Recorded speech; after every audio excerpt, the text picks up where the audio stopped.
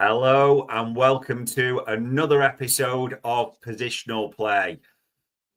The season started, hasn't it? It is rather busy at the moment off the field, but we are here to talk a little bit of tactics today, team and individual. There is plenty to dissect, not over-analyse, and that's the first thing we'll say on this show. It is one game, official game into the season, so we're just looking at sort of trends or anything we identified. It does not mean as much as the reaction can be extreme online, definitives either way. I'm your host, Dave Davis, coming to you from 25-degree Edinburgh, which Barts is struggling to believe. Where are you, Barts? How hot is it there? I think we hit 32 today, which I know you guys are not going to like because it's winter here. But it's just one of them weird days where you end up at over 30 for a winter's day. But yeah, so it'll be. To be fair, as much as we're saying this, people, 25 and the sun shining, barbecue will be, maybe tomorrow now because of the time anyway. But we'll see. We'll get into it then, people. The 4-2 victory over Bournemouth. And for those that can see it on social media, you think of the starting lineup here, Barts. There was, of course, Alisson was in goal. Important to say, Kanate, VVD, Kirkez and Frimpong as a back four. But we saw Kirkez invert largely, didn't we? That's why it's laid out on the screen. So we'll be talking about it that way.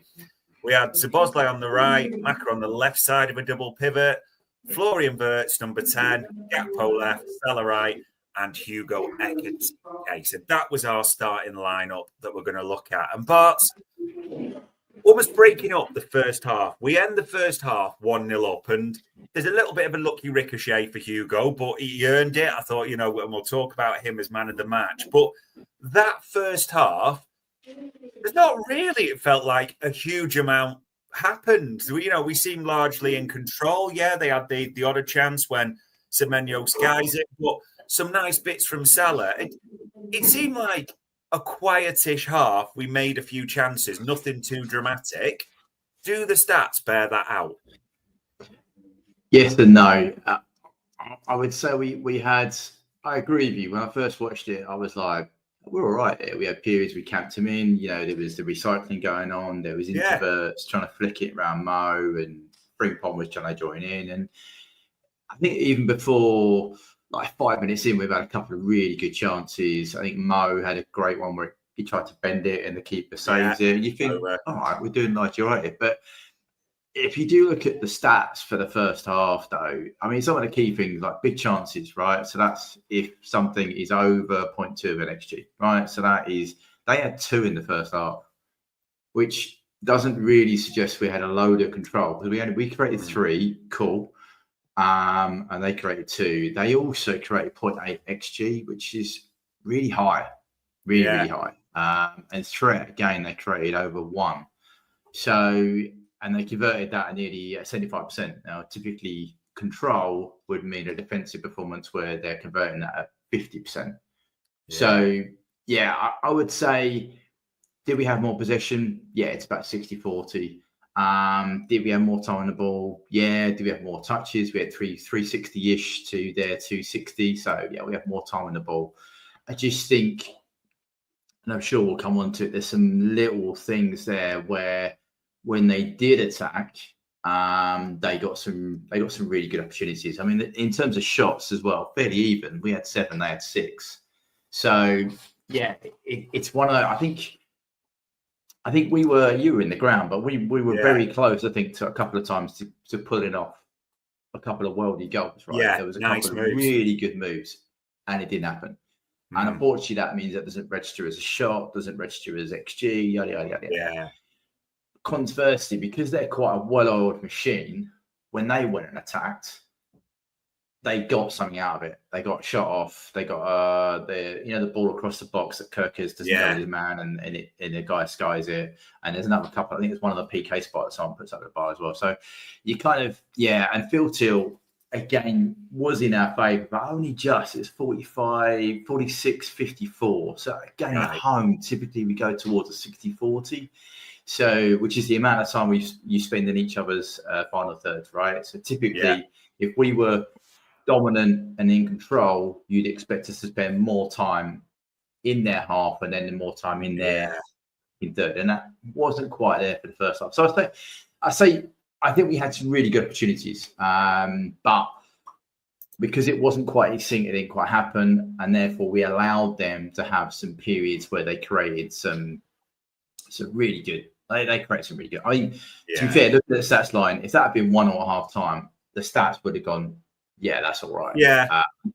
And as fans, we'd have been like outrageous, but I think the stats kind of suggest that 1-1 probably was a fairer result at half time.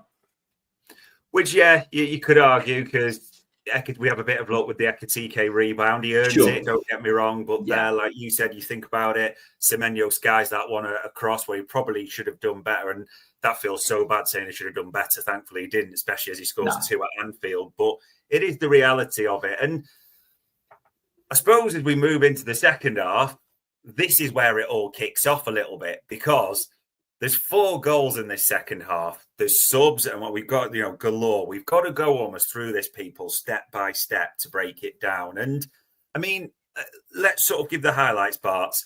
Gakpo gets a good goal quite early in the second half after a nice link up with Ekitike for the assist, cuts in and bends it beautifully into the bottom right corner in front of the cop. So that's nice.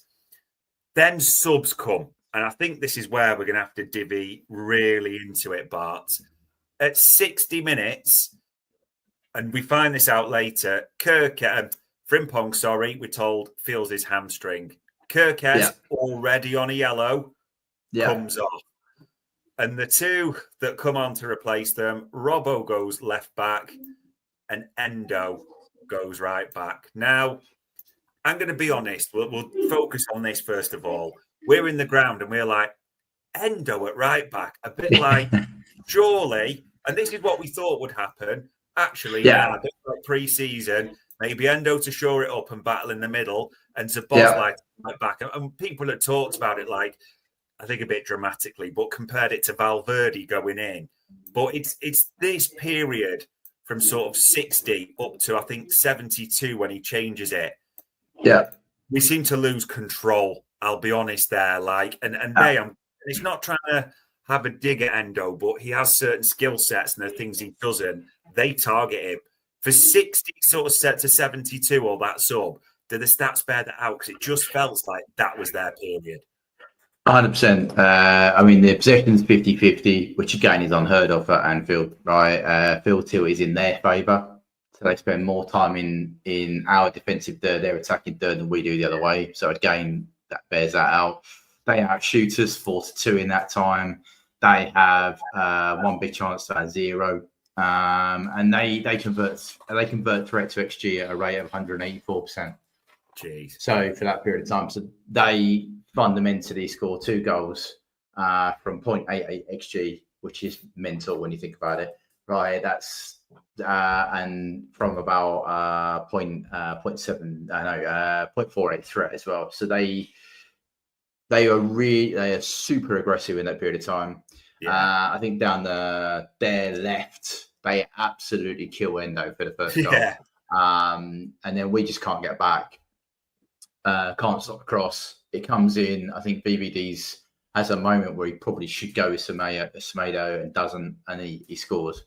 And it's a little bit of a. It's just not good defensive play. When we talk about numbers back and the rest of it, but that first one, I actually think we had the right numbers back. It's just the wrong personnel, if that makes sense.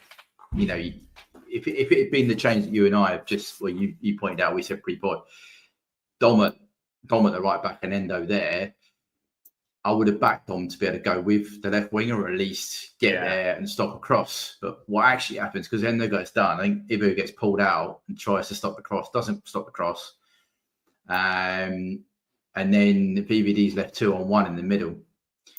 And he just picks the wrong man. Sounds a bit silly, but he fundamentally doesn't go with the guy who scores, goes with the other guy, and then it's a simple tap-in. And even then, you look at that shot, and this is going to sound really harsh, and people are going to shoot me for it, but I mean, their first goal on 63 is he actually reduces the quality. So it's a 0.45 XG.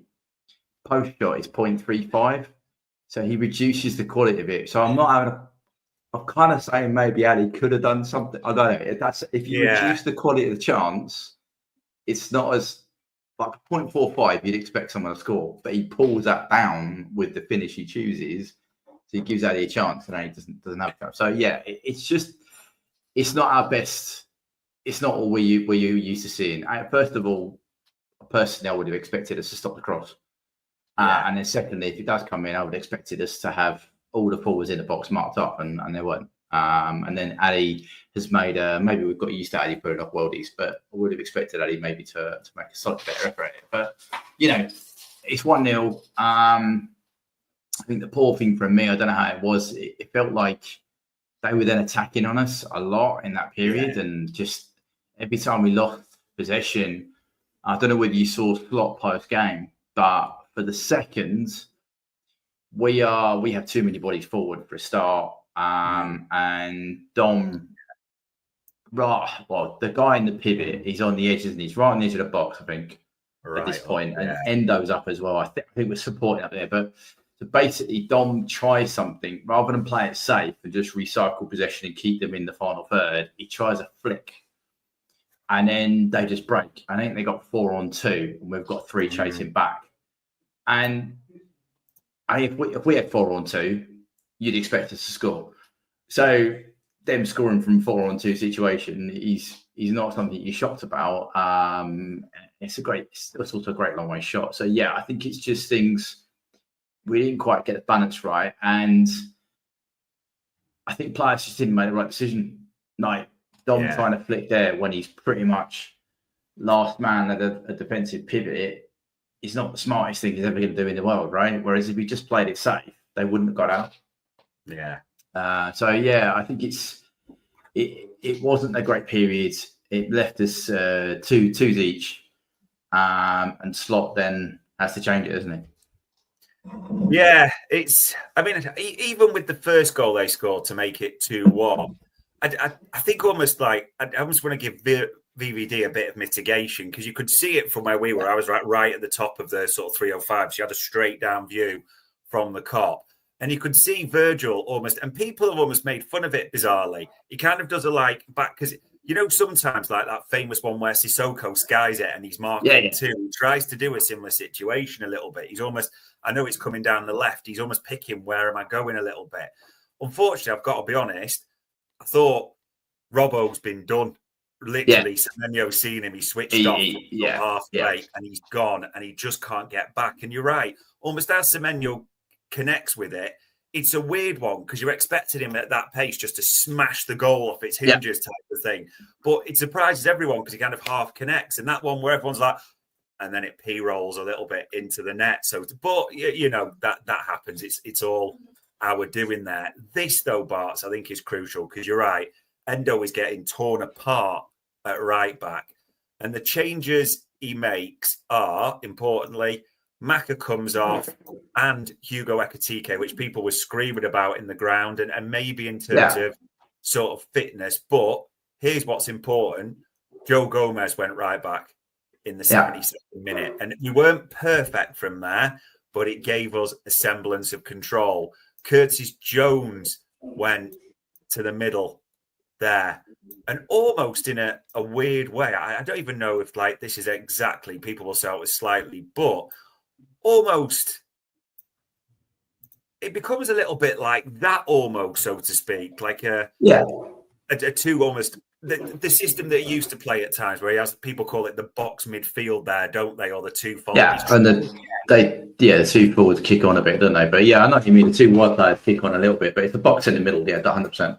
Yeah, and you could tell he was thinking, I've got Joe Gomez now, a defender at right back, so I'm playing a proper back four. These two are experienced as well, and with a bit of magic and things. And then, of course, it's 82nd minute where I should even sing for dragging him on, shouldn't I? Da-na-na-na. As he comes in, Federico, he's on the pitch. But I am intrigued when we talk second half.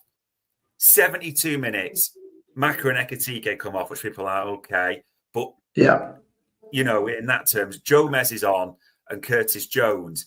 In that sort of 72nd onwards towards when Chiesa gets one in the 87th, does it show that we got more control there? I think after the goal, 100%.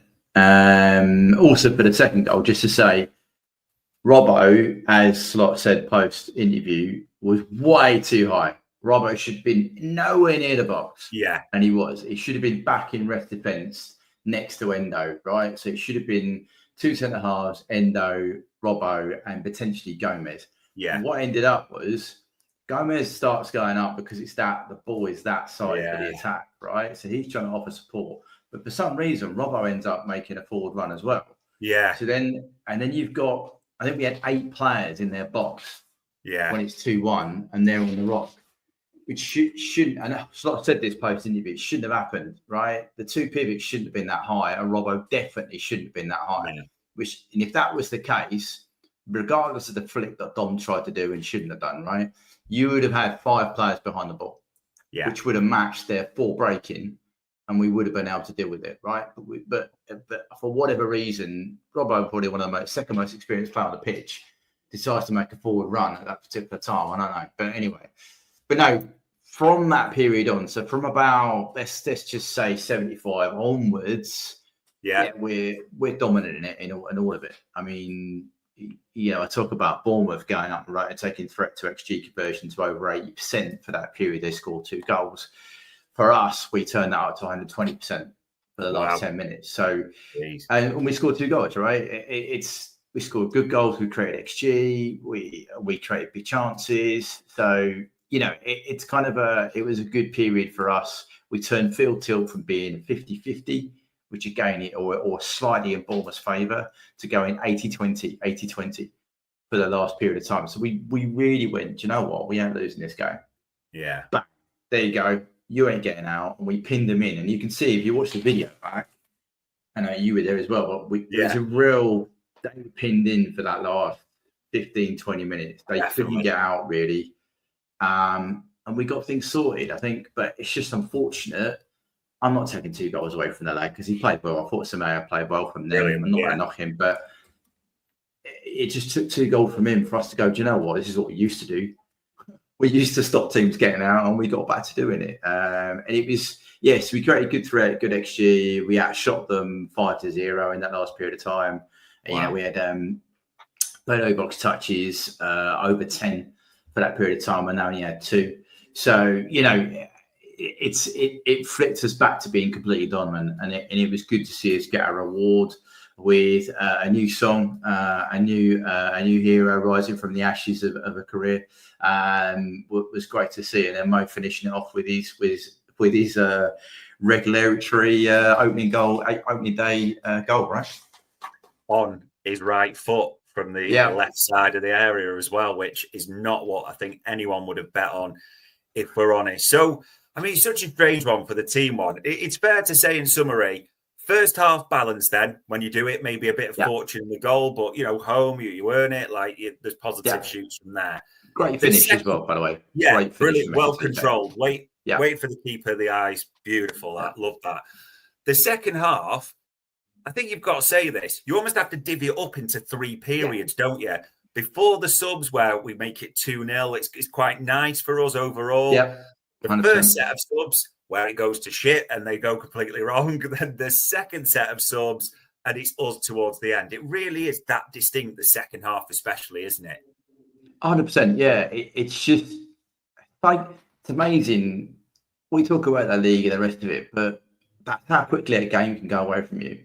Yeah. It's literally, we're talking about what, 62 to 72 or 73. Yeah. That's a 10-minute period where the game went from being 3 points to Liverpool to draw state and Bournemouth having the momentum. This is a horrible word, but you know what I mean? That's how quickly things can change. And thankfully, Slot proved last season, and he's carried on doing that he's happy to rectify mistakes and go, do you know what? What's left in my tool bag? I've got A, B, C, D. You get on, and we'll go win the game. And he did. And I just hope we don't have to do that too often because it does draw from the energy things. But we got the result end of the day, which is what we need. We just need to fix the little bits in between to stop us having to go to, the bottom drawer of the tool bag. Yeah, it is do you know what? Opening days aren't supposed to be like this either, people. You forget the opening day last season was that nice, comfortable second half against Ipswich. 2-0, looks tight. But do you know what? There was excitement all around there, wasn't it? So much to like. And if I can find Florian Wirtz, I can put him back on the pitch. And the reason I'm talking about Wirtz, and we'll talk about a few others, it is right. We have a bit of individual focus as well. And some players on the pitch at the start. I mean, Ekatike Barts. I mean, in a good way, if I was to draw his heat map, I could be dragging this kid everywhere. I thought he dropped deep to link. He had touches. The finish is great at the Cop End, like you said. Gets a goal and assist on his debut. But I think especially in the Cop, you saw it. The work rate more than anything. The intelligence, which, not trying to be harsh, but maybe as the previous number 9 didn't necessarily always have. There just seems so much to like about Hugo Ekatike. What do the stats tell the story of for this game for him?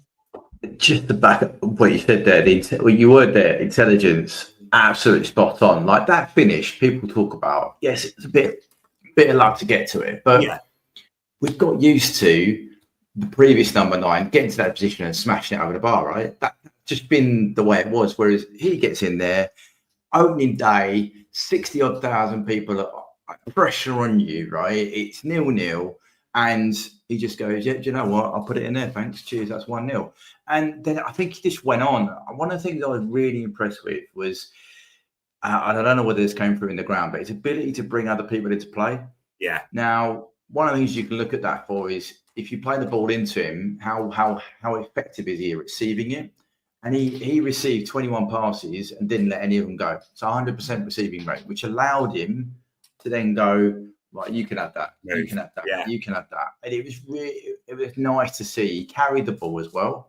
9 carries, 22% of those progressive, which, considering we've done this enough now, to be progressive, it has to be over 20 metres. So he's playing that hard at the pitch. He still found time to progress the ball 20 yards towards goal.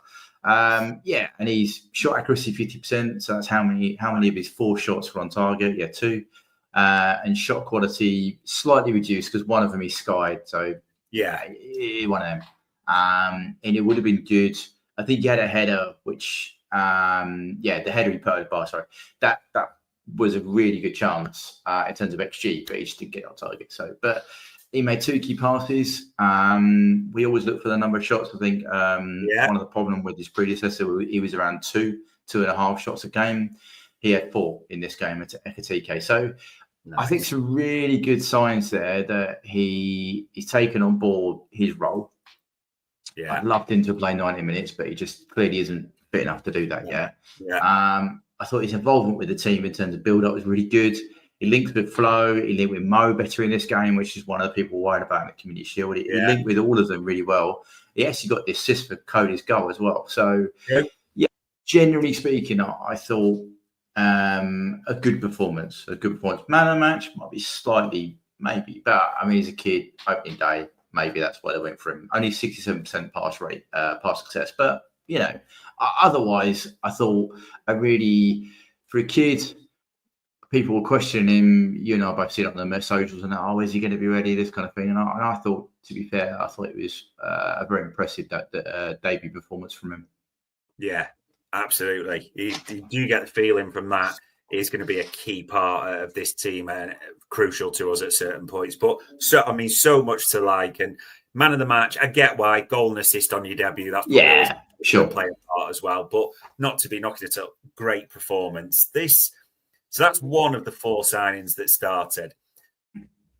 The other 2 here, and I think it's important to set context for this because we've dragged Kirkes alongside Van Dijk. It's quite clear the instruction was for him to invert in this game. That was so clear early on, a bit like you saw at the Community Shield where he was. And I think it's important to say that for number 1, when we bought Kirkes, you thought, as we've talked about and done reviews on him before, roadrunner, bombs up, pace galore. What's his skill? Pace, recovery, and getting the ball in the box. That's not always the byline, just his skill is at getting the ball into the box. And that's what you think Liverpool bought. But in this one, he didn't go very often. He was clearly under instructions to stay at home alongside Virgil. And the second part to that is he was up against a beast in Semenyo, an absolute beast. And it was quite clear one of Bournemouth's tactics was, especially from goal kicks, to hit Semenyo on the diagonal, which is a massive ask for Kirker. So that, I think that's got to be set. Rashness we'll talk about, of course, and diving in, and all that will come into the mix. Frimpong, debut again. I thought decent. I wouldn't say exceptional, but decent. In his defence, it kind of went to shit a little bit when Endo went there right back. But apparently, as we're told, he feels his hammy. So that context is everything, I think, for this, Bart, when we assess what do the stats say for these two new fullbacks. So I think, Kirkes, you're right. I think context is really important. It was playing against, right? He's playing against the Premier League regular. He's playing against an old teammate as well, right? Yeah. That does have an impact on a player, whether you think that's an intangible, whatever else, but it does have an impact. Players are human at the end of the day, right? So, but it wasn't his greatest performance. He had a top speed of 30 kpm. Those who have got FOTMUB as an app, they have the physical data in now. So 30 kpm, and I think he made 11 sprints. Okay, which is interesting. Your man who he was up against made 10 sprints and had a top speed of 33.8. So you can tell he was slightly outpaced on a few of them, which partially explains some of the rashness, right? But I mean, I don't know which way to go with it. So he made 26 carries, right? I know when we reviewed it, we were like, it's going to be up and down, up and down, up and down. You're right, though. He was kind of trying to be that rest defense player in there, trying to tuck in a little bit more than maybe we thought he was. But he still made 26 carries, which is the third highest for a defender. 15% of those progressive, so not as much as he was doing at Bournemouth, but still. Dual rate, only 50%, which is a little bit of a disappointment. An area was unfortunately 33%, which we did actually point out in a lot of the reviews was a weakness of his game, right? Actually, both of our fullbacks have a weakness in that area. 93% passing, not a lot to be knocked at for that. XT-wise, created 0.08, which is only second to BVD in terms of defender. So, again, not too bad. Some of the key elements that weren't great. So the threat he faced from a XT or APV, whichever one you want to use, perspective, he lost 52% of that. Yeah. Right. And all the other defenders scored 100%. So on a 1v1 basis for stopping really threatening, which scores in the XT charts, he was only 50-50 doing that, which matches up with Jules as well. So there's so on the key stuff, he didn't have a great game. 49 touches, second highest for a defender, which you'd expect. It's fullback. He's BVD. So I think there's clearly areas he's going to improve. But I think he's got to learn how to play for Liverpool. He's got to learn how to play next to BVD. Right. He's got to learn his new inverting thing. So I think one thing I didn't notice. And I have watched him a lot before because we've been interested in him since January, would you say? He's incredibly one-footed. And he's incredibly left-footed. Like, it's a couple of times when he's trying to pass it inside, he still plays it with his left foot. Whereas if you just open up and play it with his right, that would have been an easier pass. But I think an okay debut. I think he got taken off because he got booked. Receiving rate was only 63% success as well, which you'd expect to be a bit higher for because you don't normally receive it under pressure. So but some areas for him to improve on, but some shoots there in terms of his carrying, his XT that he could do better. Could show signs that he's going to be all right moving forward. Frimpong, top speed of 36.1, I believe. Let me just double check that I've read that right, because that is extremely high. 36.1, did 20 sprints in the game, right, which is the highest. So in 60 minutes, he did more than double the amount of sprints of the next player. More than double the Semenyo. There is a guy who's on 26, but he did full 90. So in terms of physical output, exactly what we thought we were getting with him.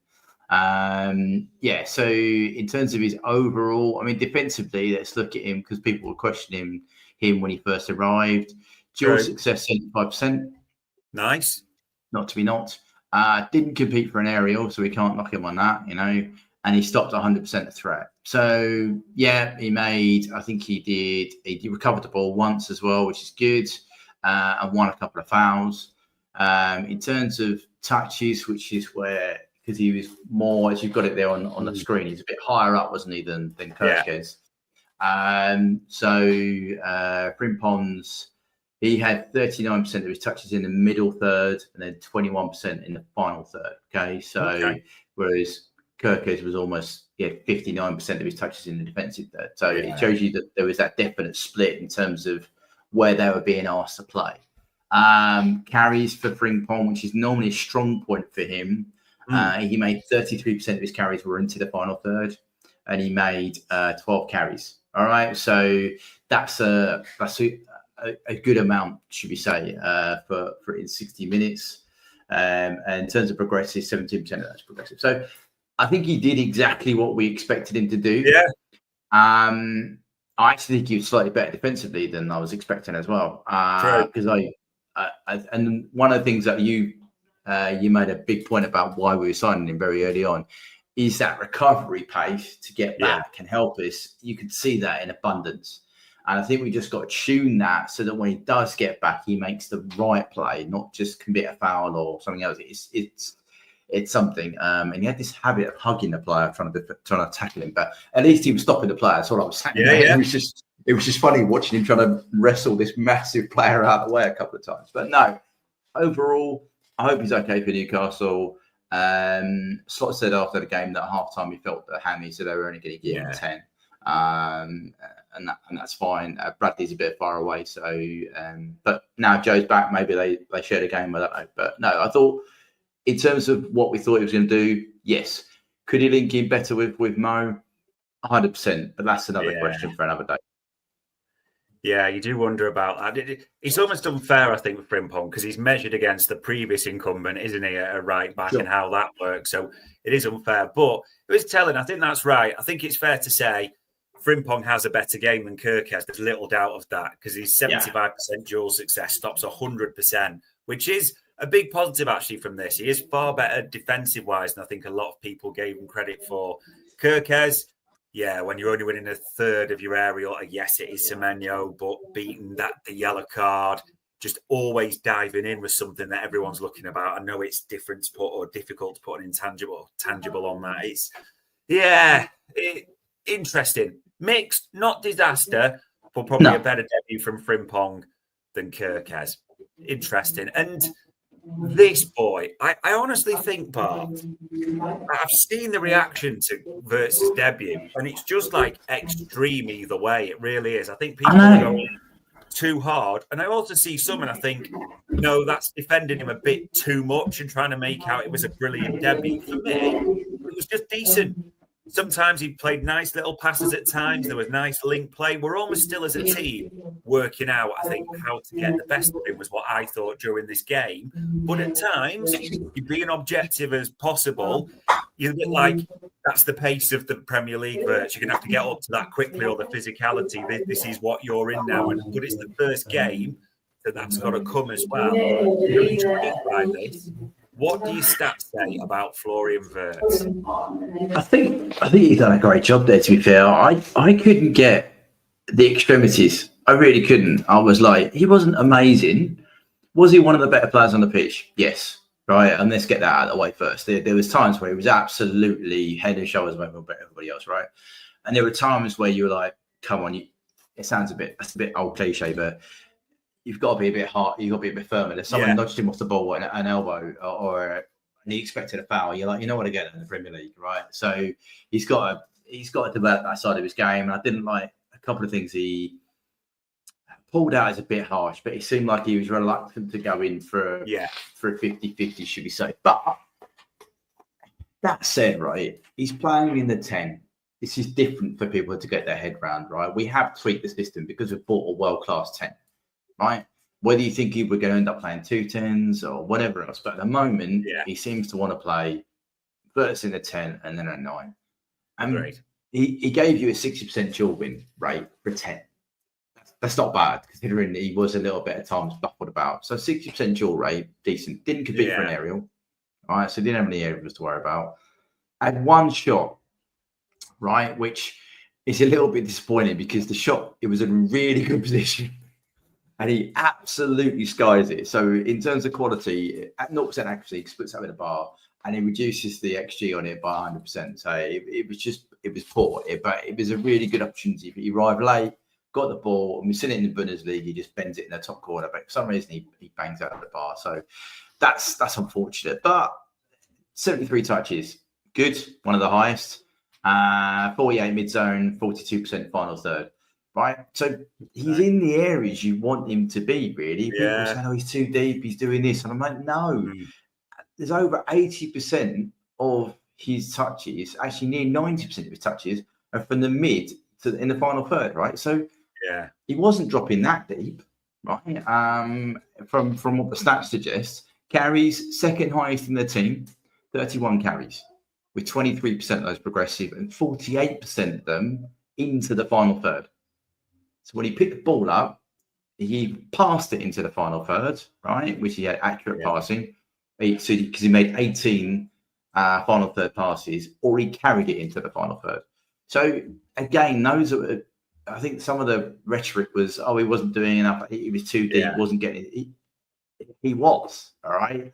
He might not have been in the box. That's a different question. And his starting position might not have been in zone 14 or whatever you want to call it, right? The box outside the penalty box. But in terms of when we got in the ball in the right areas, he carried it or passed it effectively into the final third. And he only played 80 odd minutes. So it's not a full thing, right? 75% pass accuracy. There were times, we'd expect him to be a bit. There was a couple of quick little moves which he underhit it or overhit it. And again, that will come with a synchronicity. That's just how it is, right? 10% of our overall possession, which is second highest in the team. And the key thing, which I really didn't get, people said to me, "I didn't create anything. Didn't do this, didn't do it." And I'm like, he created the highest amount of threat in the team. Wow. 23% of our threat was created by him. So we know what that happens to be. You can convert that to XG, you're in a very, very good place, right? And so for everything else in terms of carrying, passing into the final third and creating threat in key areas, he did that. It just didn't quite come off. And when we said it earlier, there was a few little moves where it was a good wall pass. He then span out left or right of that way you've got him now, picked it up and then tried to play another around the corner, and it didn't quite come off. True. But on another day, they come off and we're 2-3 up and we're absolutely laughing in this game, right? I think it's actually his ball that leads to the penalty, the sending off that should have happened, right? So I thought overall he defended better than I thought he would do, right? Especially late on, he started nicking a few. Exactly, that's what I'm saying, right? I thought he defended later on. He put a sprint in. He did some really good work off the ball, more than I thought he would do. And I'm not saying he was going to be lazy. Please don't say that. But I just expected him to operate higher and not do that. I mean, he clocked 32.7k, right, as a top speed, and he did 23 sprints. Nice. Right, so an 8.3k total distance. So again, that's not someone who hasn't put the effort in, right? Which I heard people talk about as well. I think he put the effort in. I think he carried it. I think he carried it. He passed it well.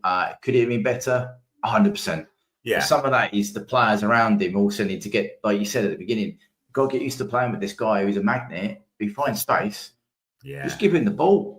Just give him the ball and he'll find the players. And we just got to trust him a bit more. And also, he has to also understand that he's going to get an elbow in the back. He's going to get shoulder bar. He's got to ride it. He's just got to learn to deal with that physicality, spin the player, and like Thiago used to do, drop a shoulder and he'd be away.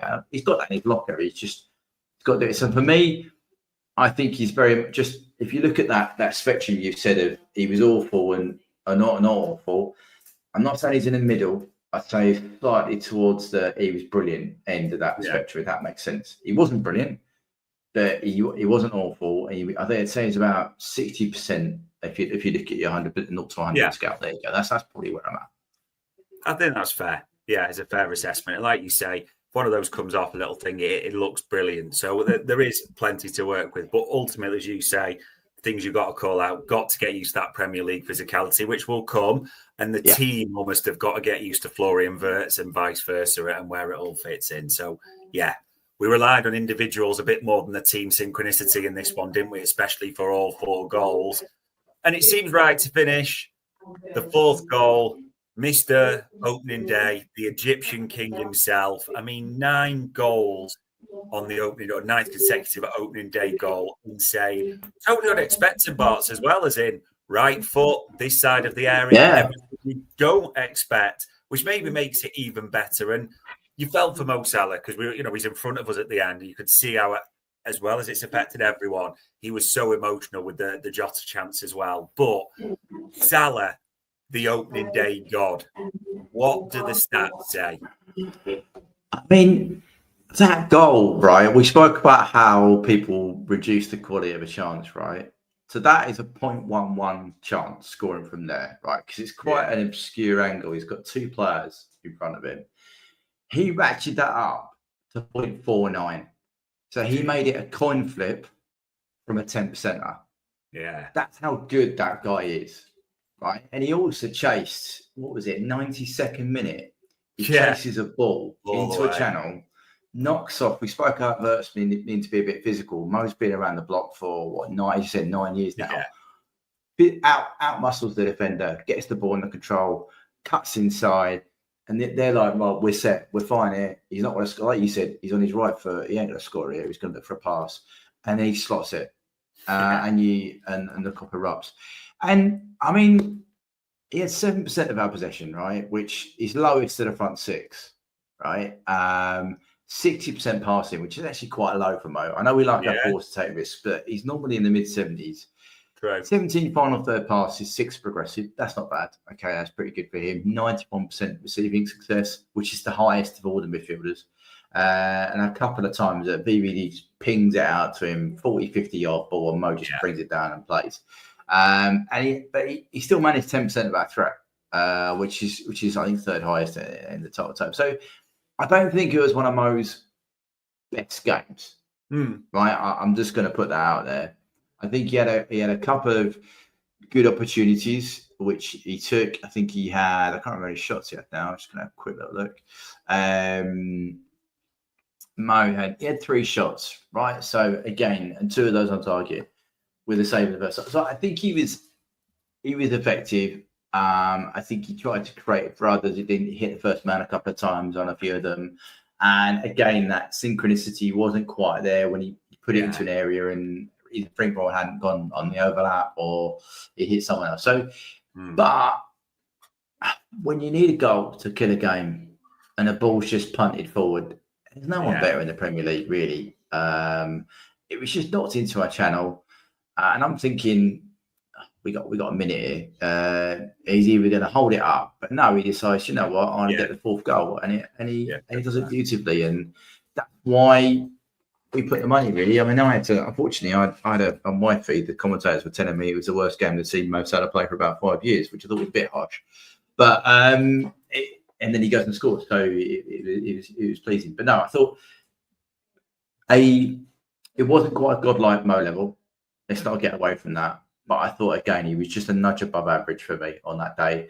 And in the key moments, he provided what we needed, which was a goal. And he was involved in a lot of good play for us. I think a lot of this, my takeaway from this game, and yours might be different, is I think the more they play together, the more it's in together. And I know everyone will say, well, why didn't you do the pre-season? And I just think, well, we haven't had Ekitike didn't sign until late. Yeah. Those 3 behind him also didn't play that many games together in pre-season. So you're not just getting used to playing together. You've effectively ripped up the entire playbook from last season. And you've put something in. So it will take time. Yes, we've had a long pre-season, and I probably would have expected it to be a little bit further along than it was. Yeah. But circumstances have led to us having a pause, which is absolutely fair. And we are where we are. End of the day, we still kept going. Slot made some great tactical changes after he made the error, should we say. and we won, and we got 3 points. And these are all fixable. Yes, we could do with a couple of other signings, but I think overall, this is not, lose your head time. We're playing some exciting attacking football. We just have to sort out the balance in terms of that rest defence. Yeah. And then I think we'll be absolutely fine. I agree. I think and it's that word, the lack of synchronicity. And this one showed that even with all 4 goals, you relied on individual brilliance rather than flowing team moves. It's a little bit what it was. And also a real mention for Mo Salah in terms of when the game's most chaotic and we're like, and it goes 2-2, who is going to dig us out, the proverbial? Well, he plays that ball, doesn't he, right into there, that beautiful cross, which the keeper kind of knocks up. Canate battles and Chiesa sticks it in. It all comes from that Mo cross, which is just teasing and causes panic. Who then gets the 4th to end it? Mo Salah. That's why you pay the man the big bucks, because when you really need it at the end and you're saying, we need some individual brilliance because we're not functioning brilliantly as a team, the Egyptian king gets it. But you're right. It's an interesting game. There's plenty to be positive about. There's plenty to work on at the same time. Slot ahead of Newcastle, we'll just be thinking like, am I getting this pivot right? What's the balance? Where do we sit in transition? Do I push? And I know we did the interview with Carragher when he talked about, I like, players going forward. And if, the opposition players are there, I think away at St James's Park, you'll see very different at times. But I could be wrong. Well, we'll have to see what's unfold. But to be positive about ultimately from this first game, wasn't the Bart? 100%. I think there was a lot to be put. We scored 4 goals. Yeah. Right. We played some good football. Even with the not being quite synchronous with each other, I think we still played some good football. The signs were there. It's just fixing the little things, and Slot can do that. They've got 9 days. What is it now? We're day 3 into that, but there's a long period before St James's to see if Frimpong's okay, to adjust a few things, and you got Grab back. Now, Grab isn't an actual 6, but he played there all last season, so you'd imagine he comes into the pivot, and then we see what he's. I mean, that isn't far off starting the lineup. I don't know about you, but that's not far off. I would say Slot's first 11, bar maybe 2 players, and we'll see a bit more at St James's, I think, which will be who is his probably favourite 11. It's true. And also, we'll all have opinions. Like I've got one for me. I think if you were to play the best 11 I can come up with what we have at the moment, people will shout at this because he scored a great goal, but Cody Gakpo would drop out. Verts would go left for me, almost Coutinho style coming in that we talked about before. And it would be Grav, Mack and Szoboszlai, and we just try and, dominate the midfield as much as you can at St James's Park. But that is probably one for another day. Ladies and gents, we talked about the team focus. Really mixed first half. We probably shaded it. 3 periods in the second half really was where everything happened. We relied on individual brilliance. But at the end of the day, the first day is just about getting the points on the door when everyone else is trying to do the same thing. Hard to overanalyze, but plenty to be excited about. All it leaves me to say as ever is Bart, for the time, the insight, for providing us those stats. It's as much appreciated as ever, pal. No worries, anytime. And ladies and gents, that was another positional play by Anfield.